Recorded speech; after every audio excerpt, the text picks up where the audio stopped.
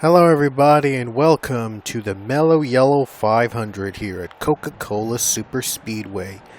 On the pole today we have the 31 of William Brock, and Billy Bishop shares the front row. It is the highest any non-charter car has started here so far this season. Kev Shear, speaking of non-charter, Kev Shear is now part of the charter group, because he has been the fastest qualifier in the last 3 sessions. He has been promoted to a charter car, so now he will be able to race in every race this season. And Dylan Thoreau, who was lowest among the charter points, he was actually even lower than some of the charter cars. Non-charter cars, he has been demoted out of the charter system into non-charter. That means he'll have to, after this race, he'll have to qualify for every race in the sessions. The green flag has come out here in the Mellow Yellow 500. I was mentioning earlier that Dylan Thoreau is no longer in the charter because he has been the lowest of the charter drivers in points, and also his points were lower than some of the other charter cars. And Kev Shear has been the highest in points among the non-charter cars, and he has been the fastest in the last 3 sessions. So Shear has been promoted, and that means Front Row Motorsports now has all 3 cars in the charter system. A new first lap is going to go to William Brock, the pole setter, in the 31. And this track has been a classic in the Pomont Cup Series, one of the very few tracks to have run a race every season in the series history. And so it has been a fan and driver favorite, as this has been the definition of the big oval tracks, the big super speedway tracks, and it's been pretty fast. It is similar to Super Snack 500, except it's a lot less banking. There is a little bit of a smoother. The concrete pavement is smoother, and it's a lot less wrecking. And of course, there's a lot less banking. It is less banked. It's much more in the middle. It's more between between Talladega and the Super Snack 500 track. Even though they do have similar premise and similar backgrounds, these tracks are a little different, slightly different than each other. And this one though, has been much smoother than the other track, than the Super Snack 500 track. We have our first caution. Caution lights just came on, and racing to the line. It's going to be a tight one. And I heard scraping in the wall, but leading to the line, it's very tight. It's going to be, I think it's Anthony Buscarino. Yes, indeed it is. Buscarino is the leader under the caution. Let's show you why we're under yellow. I think it must have been this wreck. Right here, Emmett Junkim got into Paul Barber, and then Webster Zangarde just dumps him. Yeah, he just got bumped in Barber, and then Zangarde just dumped the one in his way. He just got him out of the way. Oh, another crash. Oh. Another crash took place, and William Brock is flipping. Wow, hard hit on the 31. A hard crash. Let's show you what happened. There's William Brock and Tony Green. And yeah, Brock got into Tony Green, and then they were forced up into the wall. And then chaos happens after this. Watch Gabriel Wanderlei. Big hit. And then Pichu was the one that hit the 31 and sent him flying. Wow, William Brock goes for a ride. And that brings out our first caution of the race. Almost hits the... Oh, he hit the pit wall on the driver's side. Yikes. Wow. Hard crash on William Brock. The pole setter's day is done. Wow. That's going to leave a mark. But anyway, Buscarino Richardson lead. A and J in 1-2. Get it? Their names like that? Yeah. Green, as Fetty McDowell passes both to take the lead. What a nice move by the 32 to get by both drivers to take the lead. That was, by the way, Luke Walker's old ride. Now it's taken over by Fetty.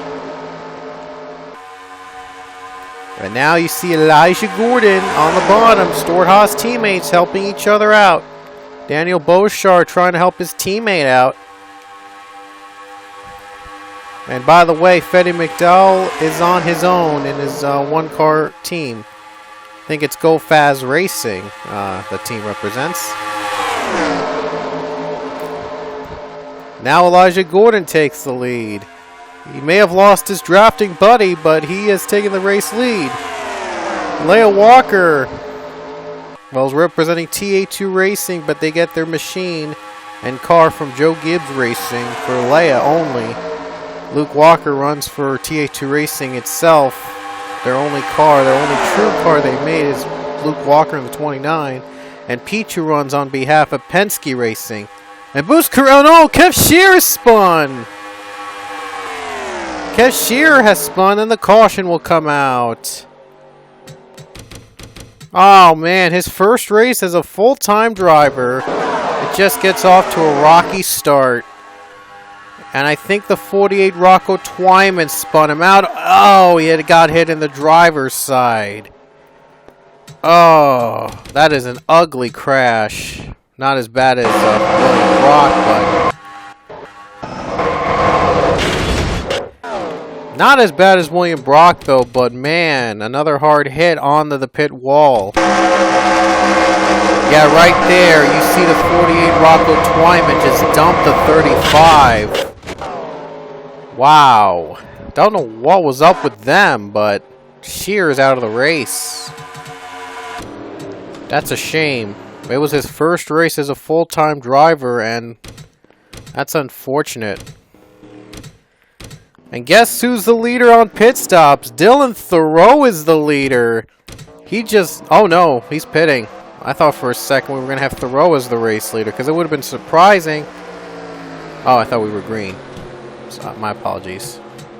But anyway, I thought Dylan Thoreau was going to lead because it would have been surprising to see him lead at this point because he lost, because he was demoted to non-charter status because of his poor showing right now in the PCS. Like I said, he has been lower in points than some of the other charter cars and even running full-time schedule, and he's been struggling to keep his footing up. Green flag is out again. And McDowell does it again, and James Richardson is really slow. He led on the restart, but he's losing positions fast. Must have been a problem. I think something must have blown. And yep, all those cars are passing by. It is a problem in the 11 machine. He's holding up the drivers on the high line, and now he might have to come down pit road to fix it. And he will. Yeah, problem here on the restart for the 11, and his chances of a win are done. He's not out of the race yet, but looks like he's not going to go home with the win. Brandon Nichols takes the lead. And look at this. Levine Family Racing winning 1-2. Sean Harple and Brandon Nichols. Harple, though, running Cheerios, a bigger sponsor, but we'll see if Brandon Nichols can overcome a lower sponsor over his teammate to win. Billy Bishop is running really well in second for a non-charter car so far. Could get the highest finish of any non-charter car this season. Jacob Lawler going to battle for second. A little bit of breathing room for the 59. But it's still 11 laps to go. It's still a little too early to tell who's going to win this race. Look at Lawler close in quick. Oh, someone spun. And that was the 41 DJ Curtis. No caution though. I'm not sure how that didn't get a caution flag. Oh, Fetty McDowell just dumps him. That was some betrayal right there. but no caution. We saw a wreck in the first caution.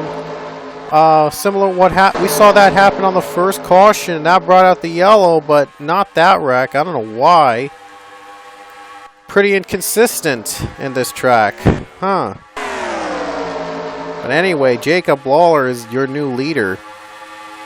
But with no caution to help him out, he's going to have to fight on his own. Here we go. We're only 10 laps to go. Cody Hagan going down below, and now Nichols going to try to retake the lead. Here we go. And there he goes. Nichols retakes it. He takes the lead again.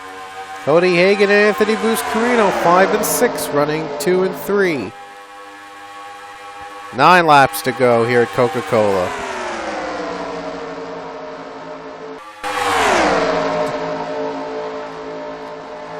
Now you see Brandon Nichols trying to win here this season. Buscarino on the bottom in the 6 for Roush Fenway. He's doing pretty well so far, running second.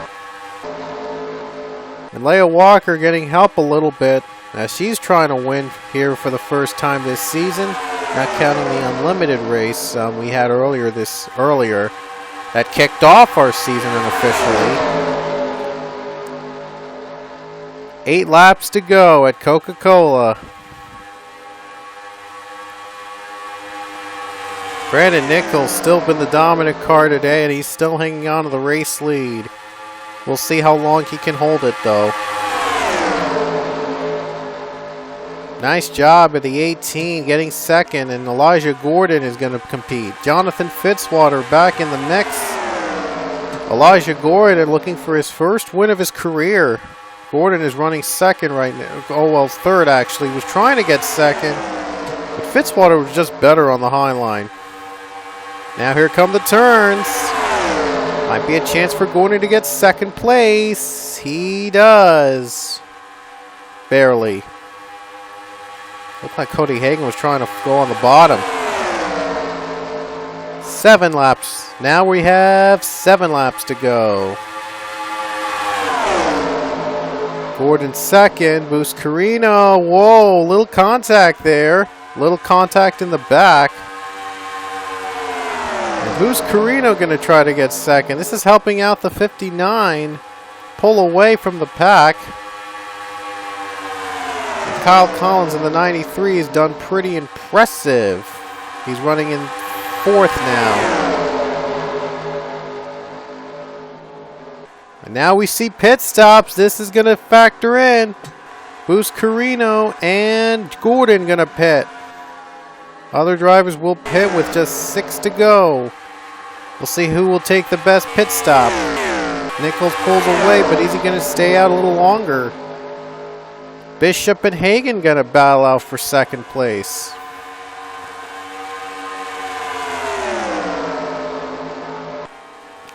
And Brandon Nichols going to lap James Richardson easily for now. But is he going to come down pit road at this time? From the looks of it, he might come down. He is going to come down pit road. Leaders are going to pit. I think I saw one driver stay out. Oh, a spin! Someone spun on pit road. That was Harple. He spun on pit road. Wow, that was awkward. And JT Bryan is out in front. Wow, Jonathan Fitzwater just rammed right in the 95. Spinning him on pit road. I don't know what that was about. Wow. That was some pretty dirty racing even on pit road. Yikes. And JT Bryan is now out in front. He stays out for another lap or two. We'll see if he'll come down this time. Big lead over Dylan Thoreau, by the way. Just over almost 3 seconds. But he might have to come down pit road at this point. And is he coming? He is going to come down on pit road. Not sure why the pit road close flag is there when drivers are coming in. We're still green, by the way, so I don't know. Probably inconsistent. Again, inconsistent. And let's see if the 2 is going to be rule the leader. He is, for now. No word who's going to be the leader. If Brian is going to stay, is still going to come out as the race leader, or there's going to be a different one coming to 4 to go. So we're going to keep our eyes open here for the number 2, see if he keeps his lead. And look at this. Ramiro Adler came out ahead of JT, but Adler is down a lap. So JT Bryan is out pit road right now. Still marked as the race leader. So it would be amazing if Bryan can still lead the race while even off pit road.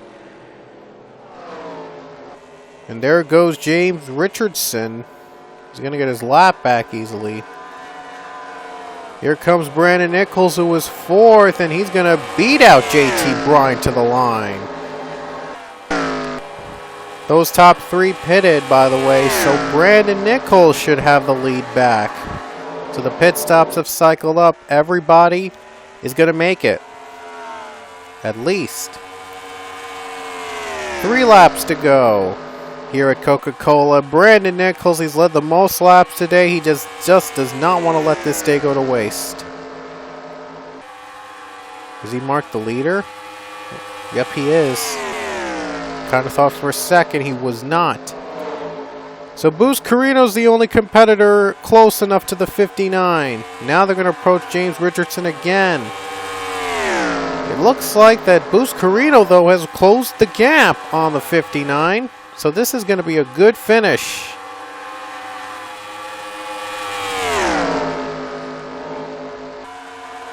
I guess Boost Carino trying that high line out. He's probably better on that high line. Here we go, 2 to go at Coca Cola.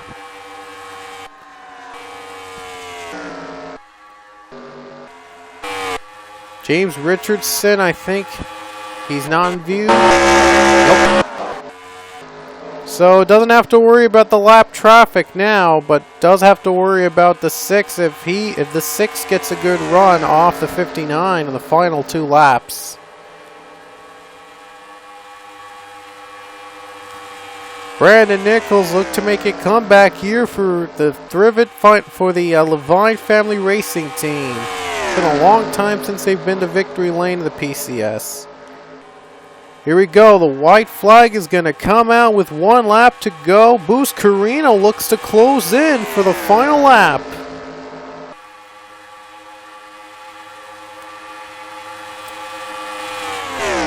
Boost Carino's got 1 more chance at least to catch the 59.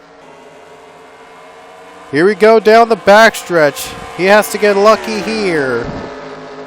And Richardson, they've just passed him. Will that be enough for the 6 to help him out? As you know, the last couple races have been decided on last lap passes. He's closing in on the 59, but he's not going to get there. And coming off the final turn, Brandon Nichols wins it for Levine Family Racing and takes the checkers at the Mellow Yellow 500. It was a dominating day for Brandon Nichols. He takes home the win. And it took pit strategy and it took a lot of guts to stay in front, and he did it. And what a race he had. Brandon Nichols collects the win here in Coca Cola Super Speedway in the 22nd race at the track. And the tradition continues with Nichols coming out on top here at Coca Cola. Here's how the rest of the field dealt, by the way. Billy Bishop, first top 5, I think, for a non-charter car this season, as he finishes in 5th. And so that's impressive for the 46 running in that position so far.